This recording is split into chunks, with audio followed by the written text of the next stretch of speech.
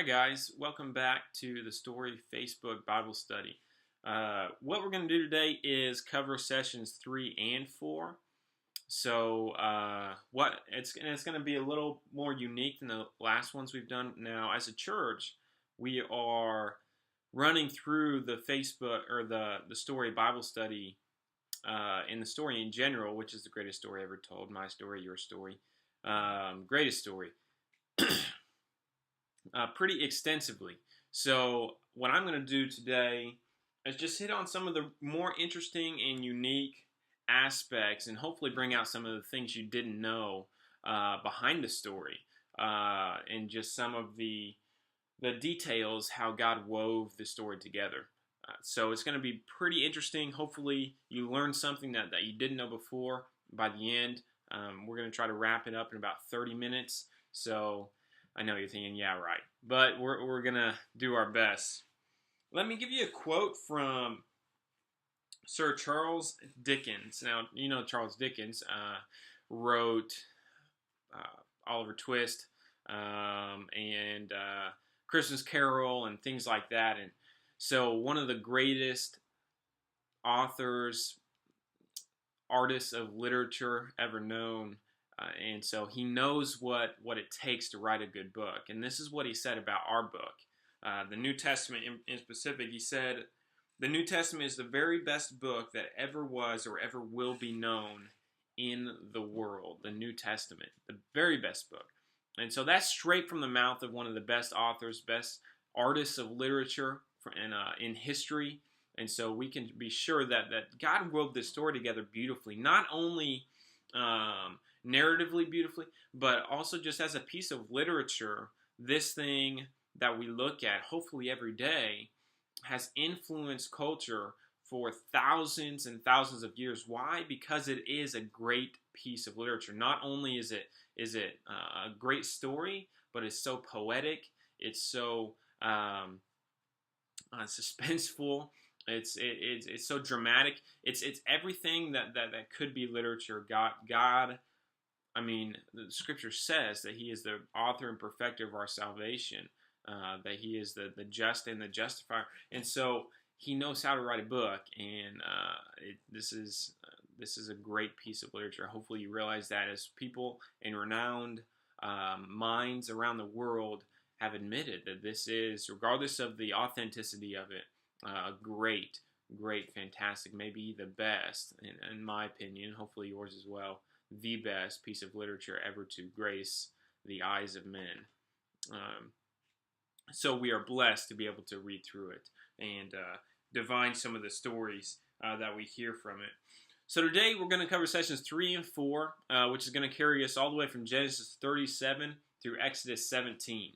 Now, we're running behind the weekend series a bit. I know we're diving into session number 6 this weekend, which is going to cover some of the wilderness wanderings of Israel. And it's actually some really interesting stuff. But today, in this session, we're talking about Joseph and Moses, more importantly, or more pertinently. And so, we know the story of Joseph, and we've heard it preached. We've heard it maybe in our adult Bible study through the week, and but maybe even hopefully even we've read it either in our storybook or in the Bible at some point in our lives, hopefully very recently. And so we know the story. We know the story of Jacob having come, settled in Canaan in tents pretty much, and had 12 sons through Leah, Rachel, and Zilpah, and I forget his fourth wife's name at the moment. It'll come to me later and I'll just shout it out, but just be ready for that. And Bilhah. There you go. And so he has these 12 sons through them. The last one, the youngest one, being the only one from Rachel, whom was the one whom he pursued through to his uncle Laban first. And then he was tricked into marrying Leah, and Leah's servant was Zilpah, and Rachel's was Bilhah, and so they came kind of with it, and I guess he ended up marrying them too, which is sticky in and of itself. I believe we talked a little bit about the polygamous affairs of the patriarchs of our faith in the last session a little bit, and so we won't dig much into that this session. But so we have Joseph, and I think one of the more interesting things that we encounter with Joseph and Jacob and the whole family dynamic is how Joseph came about to receive the birthright in the first place. Because traditionally, with the Hebrew people, even beginning with Abraham, and really traditionally with most cultures, it's the firstborn son that has the birthright, whatever that means, whether that's just carrying on the family legacy and getting the lion's share of the inheritance from the family, whatever that is, or being the next heir to the throne, or whatever the kashbah of the family is. It normally goes to the firstborn. So in this case, Reuben would have been the firstborn, born of Leah, I believe, of Jacob. And so Reuben kind of got the shaft with the whole birthright. And so how does it get down to Joseph? And these are just some of the details we kind of graze over.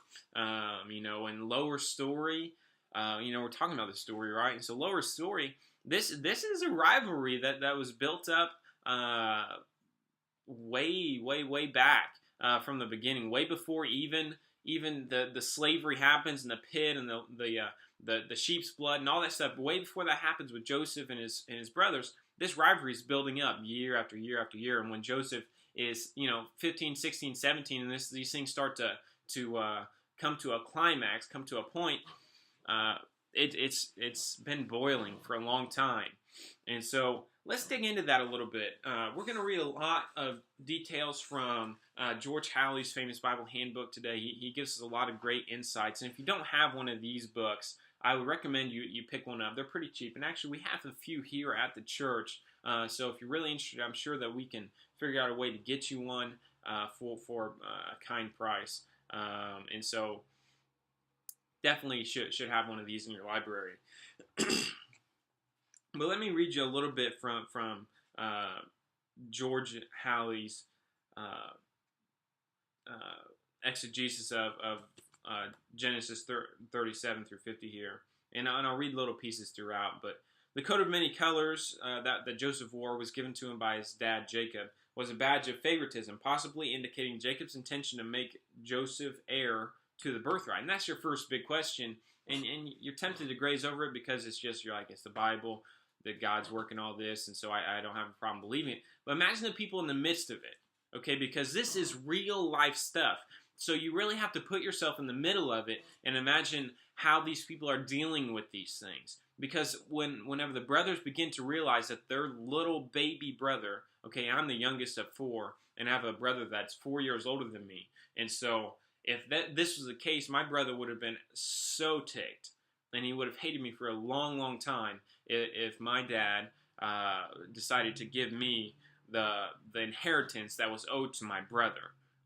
And so you can see, especially if you're come from my dynamic or the other side, if you've been in a family where rivalries exist, or maybe you are in one now, you can see lower story how this can boil and how this can get pretty intense. And in a world that isn't as policed as our world is today, not even close to as policed as our world is today, a pretty corrupt and pretty easily criminalistic world where people can get away with things, it's a pretty different outlook, pretty different perspective, pretty different atmosphere. And so this is the atmosphere that all this is happening in. And so we can't just graze over these things. Let's dig into them and find something out. And so Reuben, Jacob's firstborn, was the natural heir to the birthright, but he was disavowed because of his illicit relation with one of his father's concubines. In Genesis 35, we see Reuben, and I think I mentioned it to you at the end of the last session, we see Reuben having illicit relations with one of Jacob's concubines. And why? Well, Reuben was the oldest, and so he would have been of age and would have had that on his mind. And you think concubines and Jacob and all this. I believe we addressed that in the last session. And so with Reuben Ospani, we don't know the ins and outs of that situation, whether the concubine was there and seduced, or whether Reuben was the instigator and the proprietor. We don't know, but we do know that it happened, that those relations happened, those sexual relations, and that he went in and then they laid together. And so for that reason, Reuben was disavowed of his birthright, okay? But then there are several other brothers that would have been in line before Joseph. And so again, you're still left wondering. But then you look at Simeon and Levi, second and third in the line of succession, but they were passed over because of their crime at Shechem. And we read that in Genesis 34.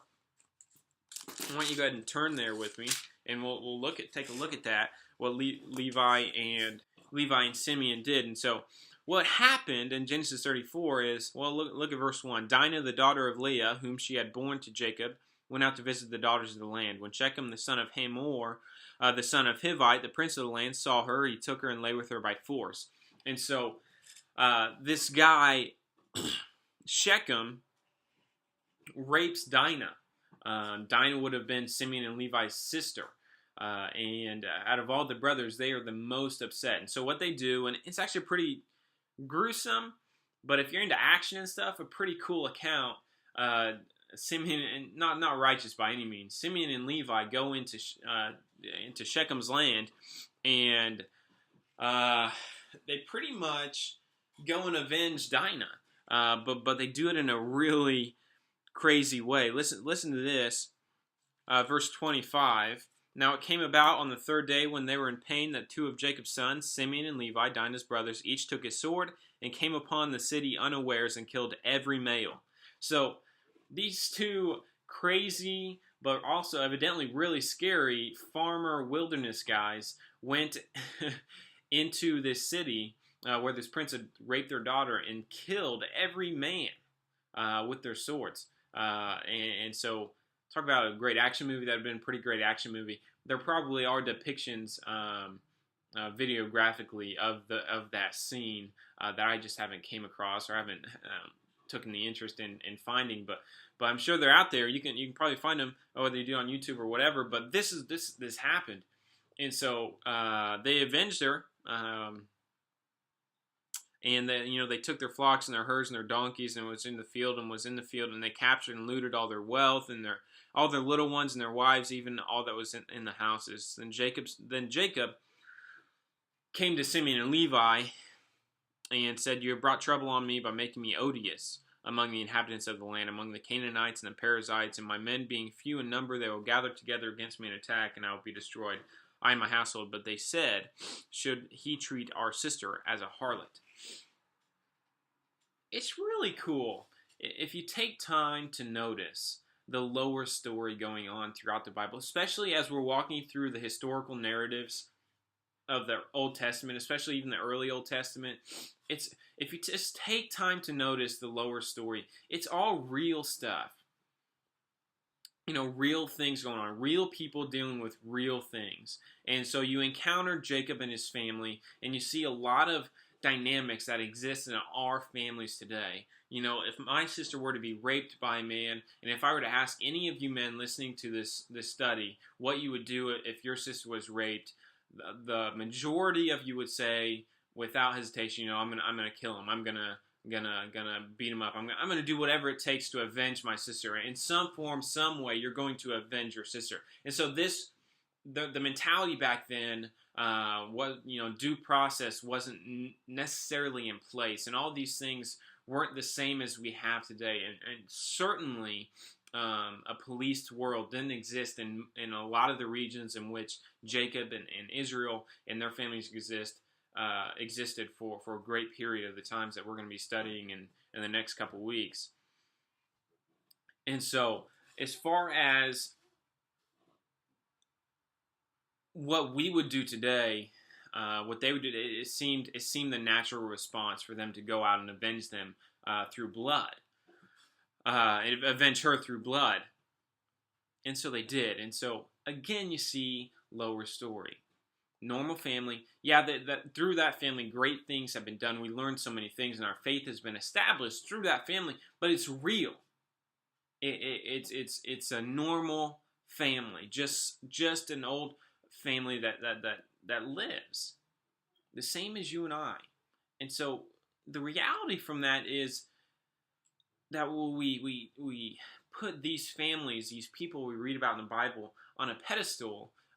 Why? Because God has used them. They're written about in the Holy Scriptures, and so that's amazing. I'm not written about in there. You're not written about in there. And so the reality is, there's a separation, but there's also, you have to remember that they're just people that God used,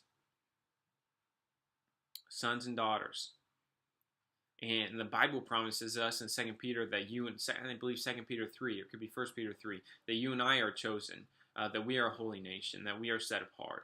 And so we are sons and daughters of God. And so God can establish a legacy through your family, the same way that he's done through this family. And it doesn't mean your family has to be perfect. It doesn't mean your family even has to be all that great. It just means your family has to believe. It just means your family has to have faith in the one true God. And then all of a sudden he's using you. All of a sudden he's establishing a legacy through you. All of a sudden he's affecting generation after generation after generation, simply because you had faith. That's all that it takes is faith. That's all that it takes is faith. God wants you to love him the same as he has loved, will love, and does love you. That's all that it takes. It doesn't take anything else. It just takes faith. Through faith, Jesus was born, through the faith of God. Through faith, Moses believed. Through faith, Abraham left his home. Through faith, Jacob moved into the land of Canaan. Through faith, read Hebrews 11. Through faith, Paul wrote 2/3 of the New Testament, established the church to the Gentiles in Christ. Through faith, Peter baptized hundreds of people on the day of Pentecost. Through faith, Jesus died and was resurrected on the third day. All through faith. All of that happened through faith. Through faith, a little boy can endure cancer.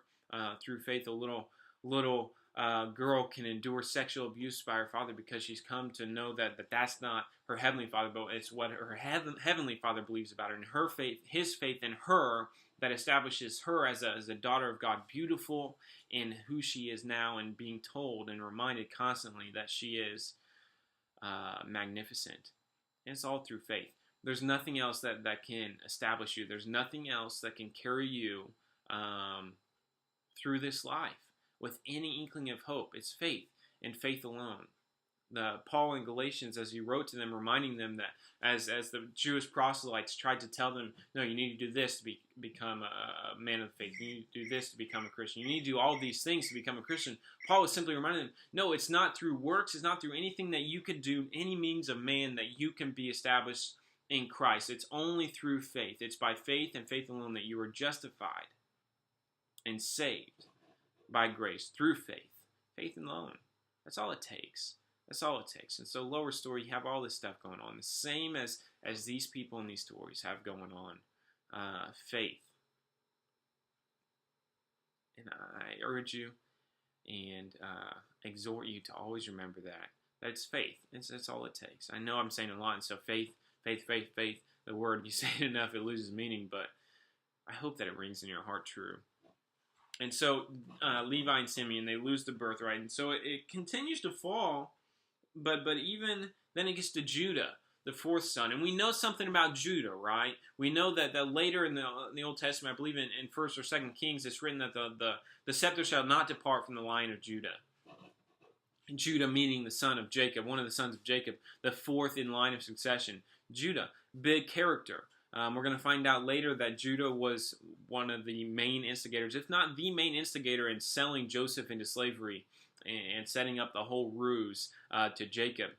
And so Judah, kind of a sketchy guy, which is typical within the line of Jesus. We know that through Judah's line of succession will come Jesus, as David comes from Judah, and Jesus comes from David's line. And so, it's not atypical for people within Jesus' line to have kind of a sketchy history or sketchy character. And so Judah's not any different, but he's the next in line. And so you kind of wonder. And so later we find out, actually, though, that Judah and Joseph appear to have been rivals for the birthright. This may explain Judah's active part in selling Joseph into slavery. The rivalry between Judah and Joseph passed to their descendants. The tribes of Judah and Ephraim, Joseph's son, were contenders for supremacy. Judah took the lead under David and Solomon, then under lead of Ephraim. 10 tribes seceded. And so, chapter 38 of Genesis is spent just talking about Judah's children. Why? Because we know Judah and Tamar, Judah's line of succession is an important one within the biblical narrative, within the story. And so God makes sure that Moses, as he's writing these accounts, touches on this through divine inspiration. And so God reminds us of Judah's line. And so late in the chapter 38, starting in verse 27, it says, "It came about at the time she was giving birth, that behold, there were twins in her womb. Moreover, it took place, she was giving birth. One put out a hand, and the midwife took the hand and tied a scarlet thread on his hand, saying, this one came out first. But it came about, as he drew back his hand, that behold, his brother came out. Then he said, wait, what a breach you have made for yourself. So he was named Perez. Afterward, his brother came out, and he was who had the scarlet thread on his hand, and he was named Zerah."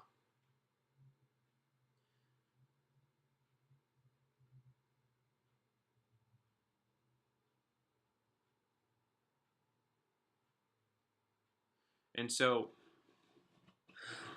it gets pretty mucky, to be honest, the line of succession preceding the Messiah, Jesus Christ. Do we know anything about Judah and Tamar? Do we know that Tamar is actually Judah's sister? Judah and Tamar were sister, and so we have this incestuous beginning, an almost prostitutous beginning. Or it's not even really beginning. It began with Abraham, right? But, well, if you go further back, go all the way to Adam. But it's pretty mucky, the line that Jesus came from. Judah's not an exception. And so what we're going to find out later about the birthright is this, that Jacob ends up giving what seems to be half the birthright to Judah, half the birthright to Joseph, saying that Joseph is going to receive a big portion of the land. His sons, Ephraim and Manasseh, are going to receive portions of the land, which is promised to them. But Judah it would be through his line that rule would be established, and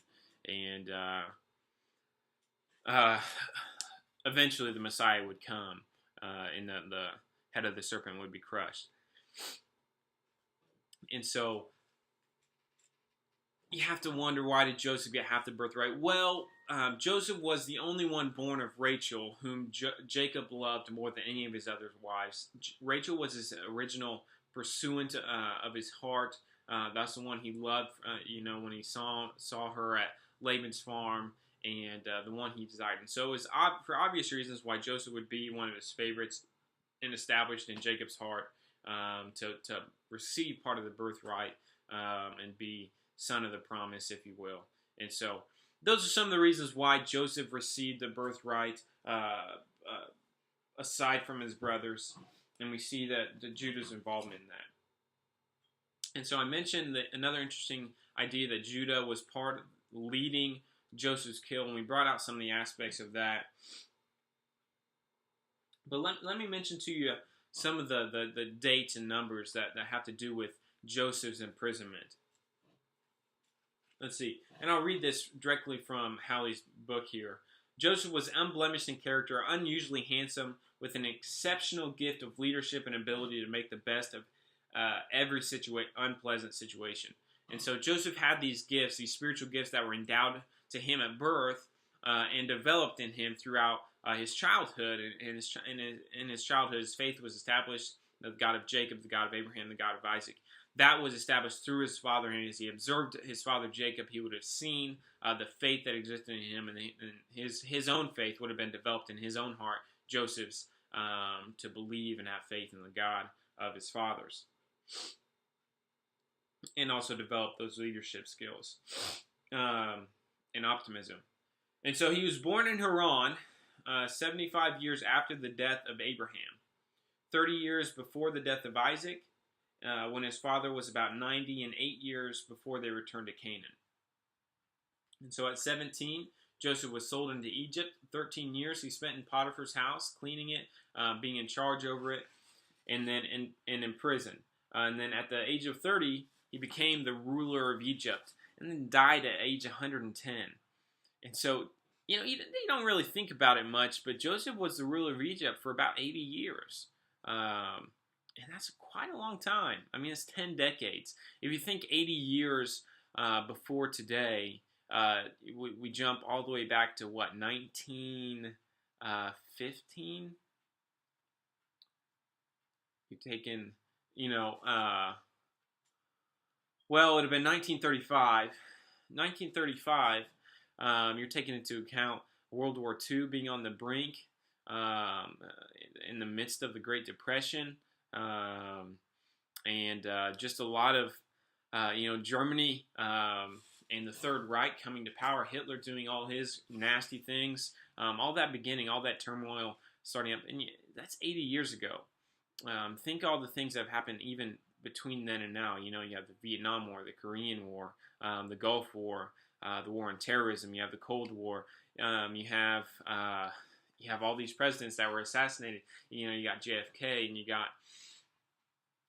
all these things that have happened in 80 years. A lot of things that happened in 80 years. And so Joseph ruled for a long time in Egypt. I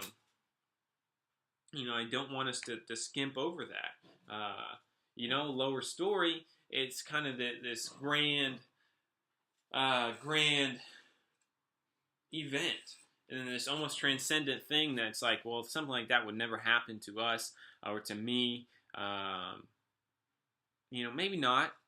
Maybe not, for you to become president or even vice president and to be established in that way and serve God in that way, or even in a foreign nation, highly unlikely. But we can't underestimate the effects of our faith on the people that are around us and the people God does put us into contact with. So you can't underestimate faith in any circumstance. And so that's all Joseph had, was faith. And that's all it took. And so we can't spend our lives comparing ourselves to these stories, to these people in the Bible, even other people in our lives. People that are ministers or people that are doing great things in the community for the faith. The only thing we can do in the lifetime of our faith is simply possess it. Simply possess your faith. Simply own your faith. If you're owning your faith, then God is using you. And if God is using you, then you are making huge impacts on the generation in which you're touching. And you have to believe that, because you believe what the Bible says about God. And the Bible says that God is powerful, that God is love, that God is full of hope. He never stops hoping, and that God changes lives. And so if you believe that and you're having faith in Him, you own your faith, then you believe that through you, God is doing wonderful things. Wonderful things. So, the period that Joseph was imprisoned and enslaved and then serving as king, a couple interesting things that happened in there. Let's visit the instance with him and Potiphar's wife. Potiphar was a captain of the guard of Pharaoh's army. Okay, and so very prestigious man within Egypt. And when you think about Egypt, Egypt was actually a huge part of our faith today, a huge part of Judeo-Christian faith.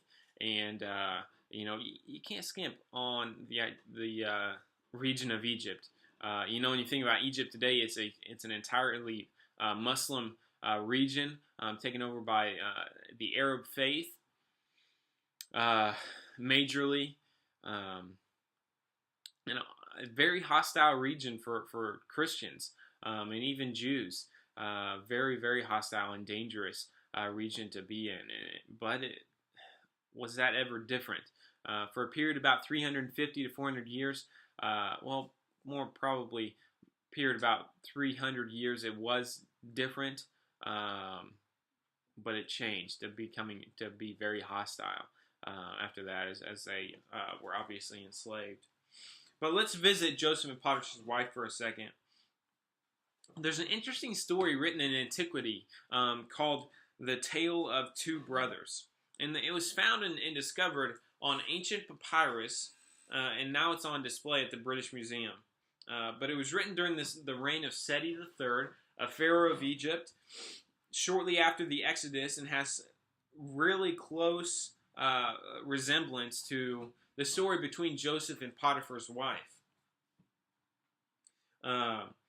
There's the editor of the English edition of Brooks' History of Egypt surmised that it must have been worked up from the incident, which must have been recorded in the annals of the Egyptian court. And so this is how the story goes. A married man sends his younger brother, who was unmarried, and to whom he had entrusted everything about his place, to his home, to bring some seed corn. Okay, and so a married man sends his unmarried brother to his home, and in his home he's entrusted his unmarried brother with everything, okay, to grab some seed corn and bring it back to him. Okay, and when he's there, the married man's wife tempts his brother, his unmarried brother. His unmarried brother refuses his wife. She, angered, reports to her husband that he had tried to force her. The husband plans to kill his unmarried brother. He flees and later becomes king of Egypt. Ever heard that story before? It's really interesting to hear some of these facts and some of these confirmations of the biblical accounts. And there's a couple more I'll bring up before we get to the end of our session. But that's just one of them that's found within the annals of Egyptian antiquity. And so really interesting. So let's bring out another aspect or interesting thing about the sessions 3 and 4 and chapters 3 and 4 that we read in the story. So we're working with the periods between 1898 and 1876 that Joseph was thrown into slavery until he was risen to kingdom, to the regent of Egypt. And so you're looking at a period of about 22 years that he was going through a really rough time. A time that it's hard to see what God's doing. And some of this was brought out in our adult Bible study on Monday night and Tuesday afternoons with Pastor Dave. The idea is that during that 22 years, it was pretty rough on Joseph. And some of us go through things. Lower story-wise, it's hard to believe how he could have faith in the midst of those circumstances. But I have to believe that if he didn't have faith in the midst of those circumstances, God wouldn't have continued to bless him in those circumstances. And that's not a guarantee that, Joseph obviously was a special case that God had these awesome plans for. And he has awesome plans for you. But that doesn't necessarily mean that they're going to be plans that in the midst of terrible circumstances, he's going to exalt you to these awesome earthly political positions. No, that's not true. But in the midst of terrible circumstances, if you have faith and you believe and place your life within his hands and trust in him, he will exalt you. He says in the Proverbs that those who are proud will fall, but those who are humble will be exalted. And he reminds us of that time and time again within the scriptures. And so when we humble ourselves, believe in him, trust in him, surrender to him, he will exalt us. We don't know exactly what that will look like in the midst of our life circumstance, in the midst of our lower story. But he promises that he will. And I know and I believe that he is faithful to those promises. And he's proved that time and time again. And as a matter of fact, as it says in the scriptures, he's proved his love to us. Paul reminds us in Romans. He has proved his love to us, and that while we were yet sinners, Christ died for us. He has nothing more to prove of his faithfulness. He's faithful to all ages, through all ages, and into eternity. And so we can believe that he will exalt us in the midst of our circumstances if we are faithful. But bringing out one aspect of Joseph's exaltation unto the regent of Egypt, it's really interesting to think about what that would look like today. For a Christian man that comes from a really faithfully prestigious family. In other words, one of those families that's kind of looked up to in the community as these Christian examples. Really humble family, but also just really confident in their faith family. Goes to work for an organization or a political power that is hedonistic, that is terrible, evil. And he goes to work for them, and not just work for them, but be one of the biggest wigs within that organization. He would, I believe, be bigoted and condemned today by the Christian world at large. There might be some people that see the truth of the situation and see God's sovereignty and His work within that, but at large, the Christian world would condemn him, and so you don't think about that.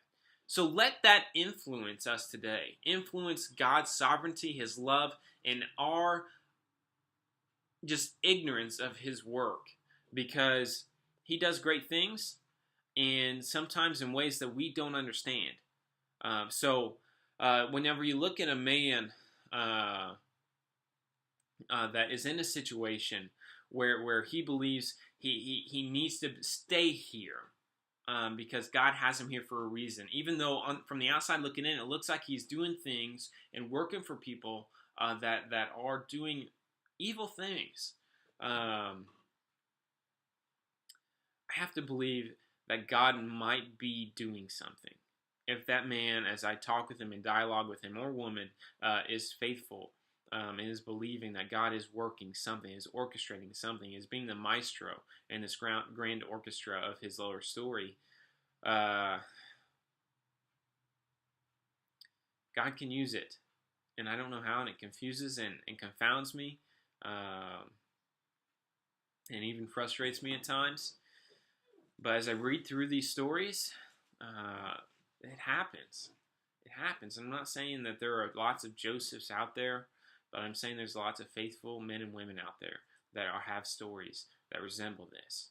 And we can't be so obtuse or stiff-necked to doubt that God can use men and women in these types of situations. So, the question was brought up in the adult Bible study: Can a faithful man be a politician? Well, certainly, he or she can be, and honor God at the same time. It is extremely difficult. A lot of pressure from a lot of different entities and forces and principalities, but it can be done. I believe it probably is being done by a few select men and women within the power of our country, in the Congress of our country. I believe it's being done, and so we have to be open to God's power, His sovereignty, and His will within those situations. And at the end of the day, we don't know what He's doing. Maybe you are firsthand witnessing some of what He's doing in those situations, but the majority of us aren't. And so what do we need to do? The only thing God calls us to do is pray. That's it. Pray and have faith, and allow God and trust God to do His work. And He will. He's the only one that accomplishes good work in this world. Any good work that is done comes down from the Father of lights. Read James 3, right? James 1, actually. So that was an interesting aspect. So let's bring out and moving on to let's leave Joseph and his story, and we know a lot about it, and we know a lot of the lower stories going on. Joseph, upper story, we have to continue to strive to see God's sovereignty within the situation. And as Joseph encounters his brothers later, he says, "You meant it for evil, God meant it for good." And so, somehow Joseph sees through this screen of his lower story, he sees God's upper story. And so if that's not a challenge to us individually as faithful children of God, I don't know what is. We have to see God's upper story. Because if we don't, then we get bogged down. If we don't, then we get lost. If we don't, we get confused. And if we don't, we get separated from the flock, because our lower stories are pretty ugly at times in and of themselves. Honestly, they're really ugly at times in and of themselves. But upper story, if we strive to see it, God's story of redemption, God's story of pursuit, God's story of Jesus, then we stay with the flock. Then we don't see ugliness, but we see beauty. And that's what Joseph saw, and that's how he endured, and that's how he became faithful, and that's how he was exalted. It's all about humbling yourself at the end of the day before a great and mighty God. So hopefully we can be reminded of that. Moving on to the story of Moses, I'm just going to bring out a couple things with Moses and Egypt. I said earlier, Egypt is a really important country in Israel's history, and really our own history. Egypt was a part of the Judeo-Christian faith for about 400 years. From the periods of 1800 to 1400, Israel and Egypt kind of were really close. And that's a long time. Like I did earlier, 400 years ago, it was the 17th century. And so, Columbus had only sailed the ocean blue for 108 years at that point. 108, 120 years at that point, and so the New World had just been founded, 100 years ago at that point. And there's just a lot of explorations going on. Central America was being explored, the Incans and the Mayans, and all that kind of stuff. All that kind of stuff was happening. And so 400 years is a long time. And Israel and Egypt interacted for that four-century period. Extremely important was Egypt's culture, power, and activities within God's upper story. And so, reading a little bit more from Halley's Handbook here, the story of Moses constitutes about 1/7 of the whole Bible and is about 2/3 as large as the New Testament. It's kind of crazy, right? The story of Moses constitutes 1/7 of the entire Bible. It's a lot. We talk about Paul a lot in the New Testament because he wrote 2/3 of the New Testament. But Moses gets shortchanged a lot. He was the one that appeared on the Mount of Transfiguration. And that's not short. He didn't appear next to no one. He appeared next to Elijah, huge prophet in the Old Testament, and Jesus, as all three of them were transfigured and shown before James, Peter, and Paul. And so, or James, Peter, and John. And so, Moses is a really important character in the Bible. 1/7 is a lot, and 2/3 as large as the New Testament. Kind of crazy, and so we can't skimp on Moses. There's a gap between Genesis and Exodus about nearly 300 years from the death of Joseph to the birth of Moses. And so there's a 300-year time span for Egypt to turn on Israel. That's quite a bit of time. In this time, Israel will have grown from thousands to well over 3 million people. And so, you're looking at a time span of 300 years. Think back 300 years into America's history. 300 years ago, we were a fledgling nation. Not even that, we were colonies, British colonies, 300 years ago. Simply being established. And barely even established at that point. And so we were hundreds of people strong. 300 years later, we're hundreds of millions of people. So very plausible, very feasible for Israel to have grown that much, even within the confines of another nation, to well over 3 million people. Easily done. It would have been necessary for them to double about every 25 years, considering there were about 600,000 men above 20, besides women and children, at the time of the Exodus. So, interesting thing about Egypt, and we'll talk a little bit about the culture and activities of Egypt in and of itself. Egypt is descendants of Ham, son of Noah. If you didn't know that, and I didn't know that until diving into some more of this study, it's a really interesting thing, when you think about it, because all the cultures that do exist are descendants of someone that came from Noah, that came from Adam, but Noah and his sons, and so Egypt, descendants of Ham, and so it kind of reminds you that even though Israel was this chosen nation for a long, long time for God's own possession, they were all humans. Humanity is God's creation. Humanity is Imago Dei. The magnum opus. We can't forget that. All the way back from session 1, we can't forget that humanity as a whole is the magnum opus of God, is the pinnacle of his creation. Even the Egyptians, even the Arabs today, even Buddhists in India or in China, even Hindus in India, we're all humanity. We're all created in God's image, and we're all pursued reluctantly, not reluctantly, unreluctantly by Yahweh continually. And so that was the Egyptians, even though they were vessels of wrath, used for God's glory through their evil activities. Still God's creation. So Egypt was became an important early center of Christianity. Egypt, talking geographically about Egypt, it was a valley. A valley is a region or an area between two plateaued or high elevated land masses or mountains.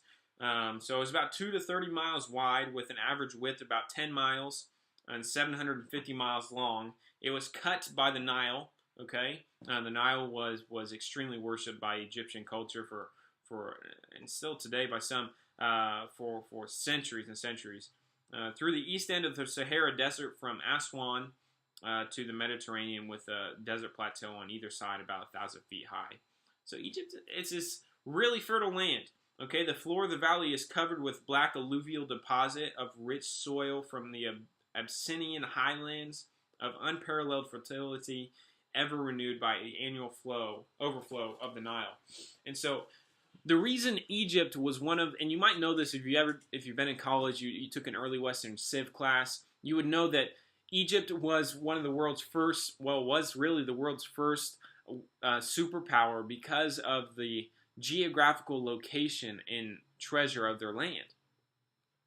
Being in that valley and having the Nile cut right through that valley, at times the Nile would overflow and would continually rejuvenate and renew their soil.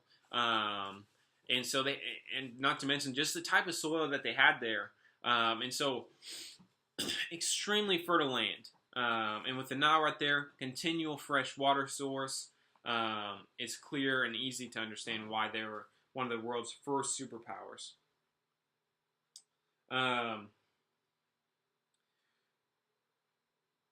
So the population in Egypt now is about 24 million. In Roman times, it was about 7 million. But there's a region of Egypt called the Delta, which is a triangle spread out at the mouth of the Nile. It's about 100 miles north and south, 150 miles east and west. So a pretty big region. The west or the east part of that delta is Goshen, and that's where Jacob took Israel as Joseph invited them in,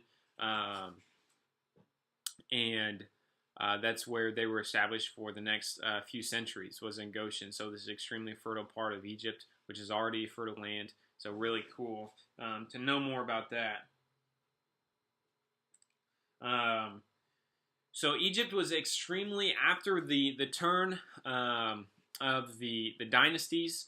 So you had the Hyksos dynasties in Egypt, which were the dynasties that looked with favor upon the Israelite people and Jacob and Joseph and his people. And that lasted for a couple of centuries. But after they were routed out by the 18th dynasty, the Israelites were reduced to slaves. And so the slave force in Israel all of a sudden, or in Egypt, all of a sudden became an extremely economical and political power and essential. to the Egyptian way of life. And so we'll see how that affects them as they leave the land.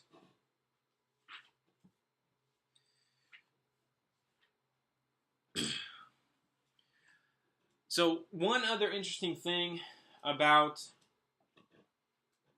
the region of Egypt, especially in relation to the Israelite people and their involvement in the activities of Egypt, you kind of wonder about the dynasties and which pharaohs, if you're into that aspect of history, if you're into history, which pharaohs served during the slavery, which one in specific turned them into slaves, and then which ones were involved with Moses, and then the Exodus. And so, looking at the dynasties, as Halley brings them out, he lists several. And so, but what we're going to talk about is just a few. We're going to talk about one of the women rulers named Queen Hatshepsut, and a couple of the other possibilities for Moses's contemporary pharaohs, the one he would have grown up with, and then the one during the Exodus. And so, a lot of scholars believe that the woman who plucked Moses out of the river, and we know the story, Israel was growing too many. The Pharaoh got scared and convinced his people that they were growing too many, and so he declared that the firstborn of sons of all the Israelites would be slaughtered, and so that happened. But Moses' mother Miriam and his sister, I believe it's his sister Miriam, and his mother planted them in the river Nile in a basket of reeds and floated him down the river. And through divine sovereignty and appointment, it is believed by a lot of scholars, many scholars, that Queen Hatshepsut, who would have been the regent of Egypt, because the previous pharaoh died, and the next heir apparent of Egypt was just a baby, while Hatshepsut, his sister, was grown, and so she became the queen or the regent of Egypt until he was fully grown. And so many scholars believe that she was the one that found Moses and brought him in. And so being part of that family, he could have been, if the circumstances would have worked differently, the next heir apparent to the throne, just as closely as one of these two pharaohs whom we believe was the Exodus pharaoh. And so it's believed that either Thutmose, and I'm probably going to butcher these Egyptian names, but Thutmose III, who is the half-brother of Queen Hatshepsut, was the one who Moses grew up with, or this other one, and he was 1500 BC, or this other pharaoh, Merneptah, 1235 BC, which is a couple hundred years later, was the pharaoh of the Exodus. And so it seems to be more likely that it was Thutmose III. And so let's visit a couple of those reasons why we think it's probably Thutmose III. One is this: Queen Hatshepsut is his half-sister. And so she was regent for the first 20 years of his reign, and though he despised her, she completely dominated him. After her death, he ruled alone for 30 years. He was the greatest conqueror in Egyptian history, subdued Ethiopia, and ruled to the Euphrates, first great empire in history. So to the Euphrates, that's all the way over past Palestine, past the wilderness, and all the way close to where Babylon would have been. Raided Palestine and Syria 17 times, built a navy, accumulated great wealth, engaged in vast building enterprises, recorded his achievements in detail on walls and monuments. His tomb is at Thebes, a great city of ancient Egypt. His mummy is at Cairo, thought to have been the oppressor of Israel? If so, then the famous Queen Hatshepsut may have been Pharaoh's daughter who rescued and brought up Moses. The leading opinions, and there's two of them, but the two leading opinions are on Amenhotep II or Meneptah. So either 1450 to 1420 BC or 1235 to 1220 BC. But I would tend towards Amenhotep II was the Pharaoh of the Exodus, because that would place Thutmose III being the great oppressor of Israel, whose sister brought up Moses, which would have been Queen Hatshepsut. And so how wonderfully do the facts of her reign fit in with biblical history. She was interested in the mines of Sinai, restored the temple of Serapis, of which Moses may have had oversight, which with the opportunity to familiarize himself with the Sinai region. Okay, Sinai being where Mount Sinai is, and we'll learn that's where the Ten Commandments are handed out and Israel's wilderness wanderings begin. Our journey to the Promised Land, really the first journey. Then, too, when Moses was born, Thutmose III would have been an infant and Hatshepsut regent, and on her death, the oppression of Israel would grew more bitter, and Moses fled. It would also explain in part Moses' prestige in Egypt. So it seems likely that Thutmose III was the great oppressor of Israel, the one that pushed him further. He was engaged in vast building enterprises. That would have been done through some great labor force, and I don't know that there's a greater labor force in Egyptian history than the Israelites. And so it seems extremely likely that Thutmose III was the great oppressor of the Israelites in Egypt, and then his successor, Amenhotep II, would have been the Pharaoh of the Exodus, and the half-brother of Queen Hatshepsut, who would have taken in Moses, and been rather kind to Moses and his people as she interacted with Moses' mother and sister as he grew up, and then upon her death, her half-brother, who hated her, mind you, would have grown cold to anything she was fond of, including the Israelite people, including Moses. And so it's a little easier to understand in the context of those relationships and activities. But one interesting thing that compounds my faith, and hopefully yours as well, the mummies of all four. Okay, we're talking Amenhotep II, Thutmose III, Meneptah, and Ramses II. Okay, they've all been found, so we may now see the actual face of the Pharaoh of Moses' day. So that's really cool. That regardless of who it was, you can look at all four of those faces, and you can see a face of someone that interacted directly with Moses. How cool is that? Hopefully, some point in my lifetime, I'll be able to be blessed to see some of those things and make a trip to the Holy Lands and surrounding regions. So there's a little bit of history of Egypt and those interactions, activities. A couple other things about just Moses. Moses was a Levite, so descending from the clan of, or the son of Jacob that was Levi.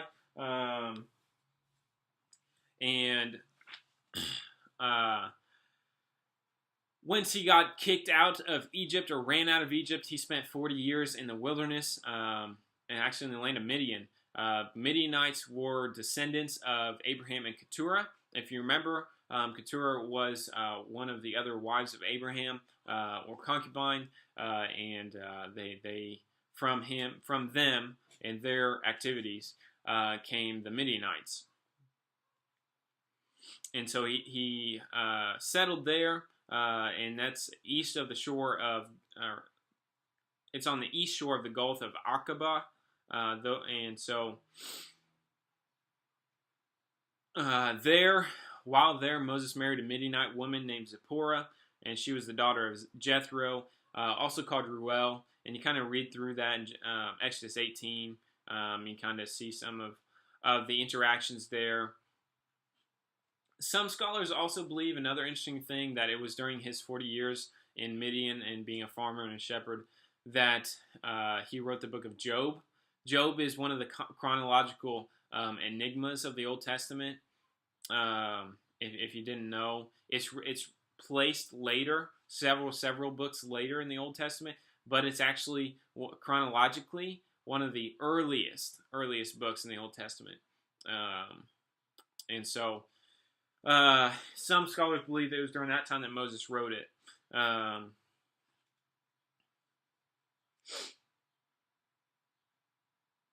Let's see.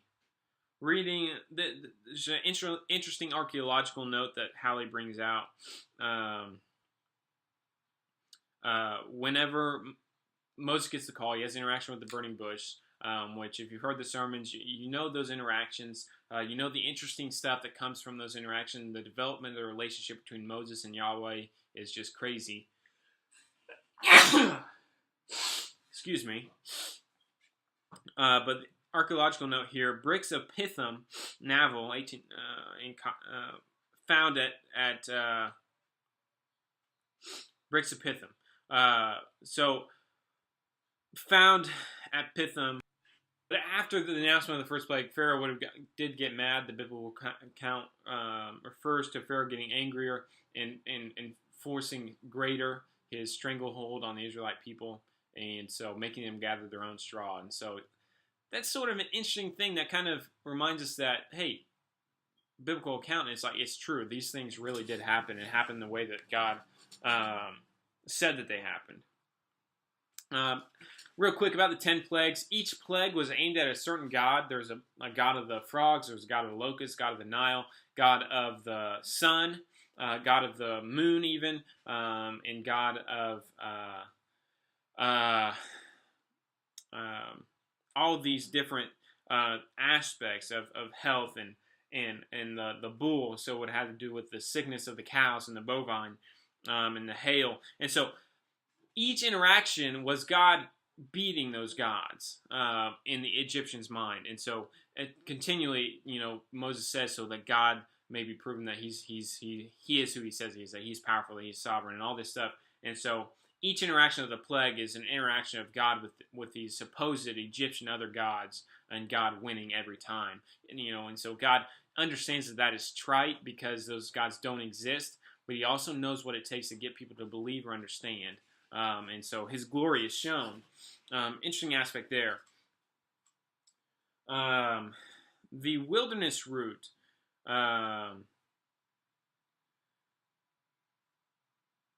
The wilderness route that the Israelites took to escape from Egypt would have been, if you look at it geographically, it seems like they took a bad route. Looking here, here's Goshen, okay, and we're talking the Red Sea. Maybe here they would have crossed, Sinai region being here. Okay, so crossing here, and then so they come to Sinai. They have the interactions there, but even to get Sinai, they take sort of this wilderness way, and then out of Sinai, they take a wilderness way to get up to Canaan up in this region. And they don't take these main roads. So it would have been the difference between us taking, gravel roads to get to Kansas City as opposed to just taking 49 all the way up. The reasons they did that is because they were heavily fortified by Egyptian forces and different things like that. And so God directed them through the pillar of fire and the cloud for those reasons. God's sovereignty protecting them the whole way, providing different things like manna, quail, and water. And so we know about Israel's impatience. We know about their ungratefulness, even in moments after the deliverance from Egypt. Next session, we're going to talk more about their impatience with Moses on Mount Sinai and things like that. Last thing I'll mention is really God's interaction with Pharaoh. And lower story-wise, God's interaction with Pharaoh is kind of intense because it kind of confuses and confounds your faith. Because it says that God hardened Pharaoh's heart. And so you kind of have to deal with that as a man of faith or a woman of faith, daughter, child, son. You have to deal with those things. And so if you will turn in your scriptures to Romans 9:22, and this is what we'll close with, and hopefully you've gleaned a lot from this lesson, this session today, and covering both of these. It's been really tough to cover 2 sessions in one, so I thank you for sitting through with me and hopefully learning and gleaning a lot of interesting facts that maybe you didn't know that will help you as you read through these stories again and again in your faith lifetime. But Romans 9:22 kind of brings out the ideas behind, more than understanding behind God's interaction with Pharaoh. Because if God gives us the gift of free will, yet His sovereignty reigns at the same time, how is it fair, loving of Him, to harden Pharaoh's heart and therefore condemn him and those who would be subject to him? So we're going to start Romans 9, verse 14. What shall we say then? There is no injustice with God, is there? May it never be. For He says to Moses, I will have mercy on whom I have mercy, and I will have compassion on whom I will have compassion. So then it does not depend on the man who wills or the man who runs, but on God who has mercy. For the Scripture says to Pharaoh, for this very purpose I raised you up, to demonstrate my power in you, and that my name might be proclaimed throughout the whole earth. So then He has mercy on whom He desires, and He hardens whom He desires. God says about Pharaoh through Paul that He raised Pharaoh up for the very purpose to proclaim His glory to the nations, and that He might demonstrate His power in him. And so what He doesn't say exactly there is that He was going to use him for evil, and he was going to be an evil person from the very beginning. Okay? If we read on, you will say to me then, why does he still find fault? For who resist his will? On the contrary, who are you, O man, who answers back to God? The thing molded will not say to the molder, or the pot to the potter, Jeremiah 18-20, why did you make me like this? Will it? Or does not the potter have right over the clay, to make from the same lump one vessel for honorable use and one for common use? What if God, although willing to demonstrate His wrath and to make His power known, endured with patience, much patience, vessels of wrath prepared for destruction? And He did so to make known the riches of His glory upon the vessels of mercy, which He prepared beforehand for glory, even us, whom He also called, not from among Jews only, but also from the Gentiles. And so essentially God says, first off, you're not in any place to question Him. And so we have to be reminded of that first. The first thing we always have to do in approaching God is be humbled. Be humbled, because if you approach the throne of God in all His majesty with an air of confident arrogance and pride, thinking you're going to fool God, thinking you've got Him in some sort of trap, the same thing the Pharisees did to Jesus time and time again, you're going to fall every single time. And your faith will continue to be unestablished. Because you can't go to God with that. What the hearts that we need to go to God with are hearts full of spirit and truth, hearts humiliated and broken. Those are the hearts He likes to work with. Those are the hearts He likes to talk with, because hearts that are humiliated and broken are hearts that are just living in the midst of their own circumstances, in the midst of their own lower story, the reality of their life. Should be humble and broken. That's the world we live in, if we just accept it. And so that's the first aspect of His interactions with Pharaoh. We don't really, who are we to question His goodness? But God does go a little further. And He says, what if, although willing to demonstrate His wrath and to make His power known, endured with much patience vessels of wrath prepared for destruction? So if a man chooses to set his heart against God, God knows that. And so if a man chooses to set his heart against God, how is it far from God to use that man to show His glory and His power to the vessels of mercy, to those people who have surrendered their will and their selves, their souls to God? Even through that man who has set his heart against God, even through the things that he does that aren't necessarily good things, how is it far from God to use that for His glory? I dare to say to you today that it is not far from God to use those things for His glory, to use things that seem evil to us, that seem bad to us, to the glory of who He is. so that the vessels of mercy, those who choose to follow him, those who are faithful to him, will follow him and will see his glory, will see his work, will see his sovereignty, will see his goodness and his mercy time and time again, even through those vessels of wrath which have been prepared for destruction. Because they have chosen to set their heart against God, and God knows that, and so continuing to harden that heart isn't going to change anything, and God knows that. And so first step is sovereignty, humbling yourself before him, and before his sovereignty, surrendering to his will and his wisdom. Second step is understanding that God sometimes uses evil circumstances, seemingly evil circumstances, or bad things in our lives to his glory, that we might understand him better, that we might be more faithful, is more like it, that we might grow in our faith. Hard to accept, hard pill to swallow, but from what I believe about the scriptures and what I see in the scriptures, I believe it is true. And so a lot of evil things are happening in the world today. A lot of really terrible things are happening in the world today. But us of the faith, children of the faith, continue to see God's sovereignty in his work. Why? Because God continues to use the vessels of wrath in this world who are prepared for destruction for his glory. As he's done with Pharaoh, and as he did as he's doing with Satan. It's really cool. Yes, we might have to endure suffering today, but there is light in the morning. The sun will shine. The sun will rise. And so the psalmist says, though there's pain in the night,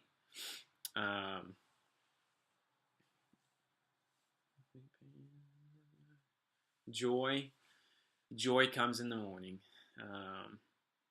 And so today I want you to be encouraged. Lower Story, you're going through a lot of things. I know you are, and I know you've connected with a lot of different points, and you will continue to connect with a lot of different points that these families deal with in this Old Testament, in this historical narrative. The biggest job we have in our faith is to always see the upper story, always see God's sovereignty at work in vessels of wrath like Pharaoh, in vessels of mercy like Moses and Joseph. And so if we continue to see that, then we will be established. If we continue to see that, we can endure. If we continue to see that, there's nothing that Satan can bring against us, because we believe. So hopefully you're encouraged today, and hopefully you prepared for our sermons this weekend on session number 6. And so that will cover the scriptures between Numbers 10 all the way through Numbers 27, and even pieces of Deuteronomy, different pieces of Deuteronomy. So I'm talking about choosing a path. So if you haven't prepared for that, either reading chapter 6 of the story or reading those Numbers 10 through 27 and reading through Deuteronomy, hopefully you'll do that this evening. And in preparation for our next session with me, we might do section 5 and 6 together. So in waiting for that, and hopefully we'll be able to do it by next week or next weekend, I would read Numbers 10 all the way through Joshua 24. So just read Numbers, Deuteronomy, Joshua in preparation for that, or read chapters 5 and 6. Exodus 19 through Numbers and Deuteronomy is what I meant, actually. Or read chapters 5 and 6 in preparation for our next session. So I really enjoyed our session today, and just want to say God bless, and have faith to see God's upper story in your lower story. Then you'll be established, you will endure, and be one of those vessels of mercy. And what a beautiful thing that is. We'll see you next time.